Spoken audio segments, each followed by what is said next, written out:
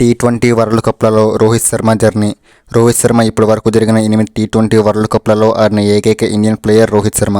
రోహిత్ శర్మ ఇప్పటి వరకు 2007 టీ20 వరల్డ్ కప్, 2009 టీ20 వరల్డ్ కప్, 2010 టీ20 వరల్డ్ కప్, 2012 టీ20 వరల్డ్ కప్, 2014 టీ20 వరల్డ్ కప్, 2016 టీ20 వరల్డ్ కప్, 2021 టీ20 వరల్డ్ కప్, 2022 టీ20 వరల్డ్ కప్లలో ఆడడం అనేది జరిగింది.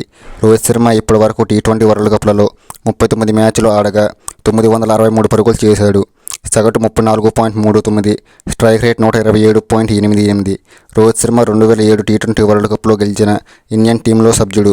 రోహిత్ శర్మ 2007 టీ20 వరల్డ్ కప్ ఫైనల్లో 16 బంతుల్లో 30 పరుగులు చేసి టీమిండియా విజయంలో కీలక పాత్ర పోషించాడు. రోహిత్ శర్మ 2021 టీ20 వరల్డ్ కప్లో ఇండియన్ టీంకు వైస్ కెప్టెన్గా వ్యవహరించాడు.